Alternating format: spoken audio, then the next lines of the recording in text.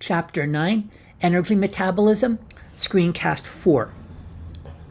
Now, this screencast will be focusing on protein metabolism and how protein can actually be used to produce glucose. Please keep in mind that this is not an ideal situation. This is really not what we want to use protein for. Remember, our primary source of energy should be our carbohydrates. Now, protein metabolism is a process that occurs primarily in the liver, and there will be a focus on 3 amino acids in particular.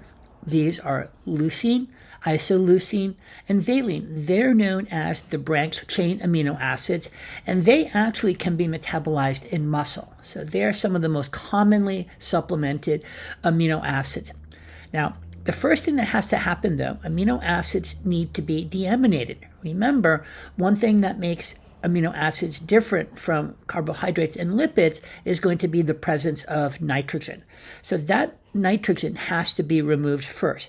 This is going to require vitamin B6, and once the nitrogen group has removed, this results or leaves us with a carbon skeleton, and that can enter the citric acid cycle or create acetyl-CoA or pyruvate. We're going to break our amino acids down into 2 subtypes. One is glucogenic amino acids. These are amino acids where the carbons are going to be used to form glucose. And then we have ketogenic, and the carbons are going to be used to form acetyl-CoA.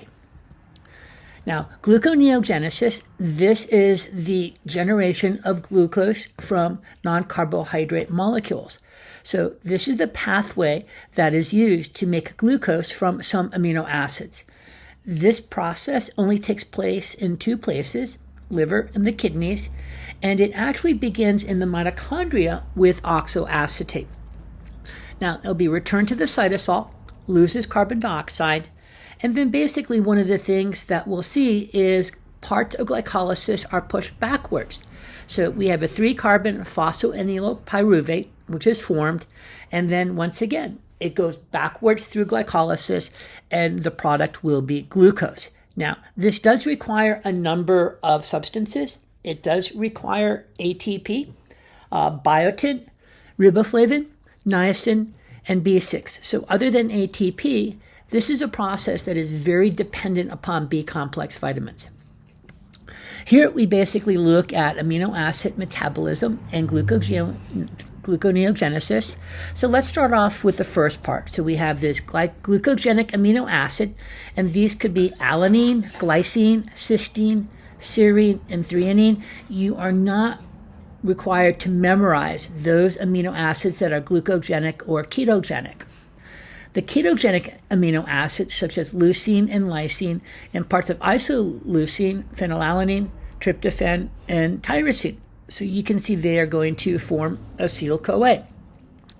Glucogenic amino acids, such as asparagine, arginine, aspartic acid, histidine, glutamic acid, glutamine, isoleucine, methionine, proline, valine, and phenylalanine, notice they enter the citric acid cycle.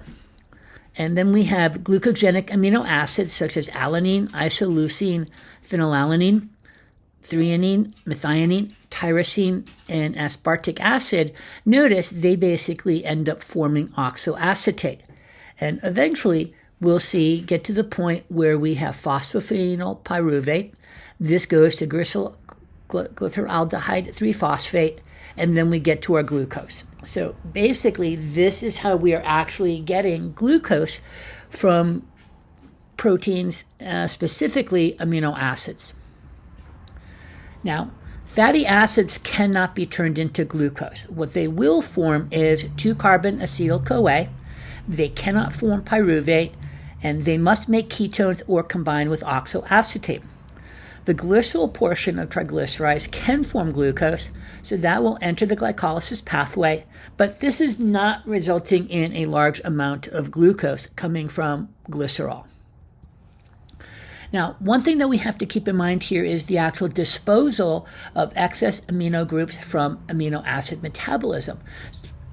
So remember, to get to the carbon skeleton of an amino acid, they must be deaminated, and that means removal of the nitrogen group. Now, when that happens, that is going to be converted to ammonia.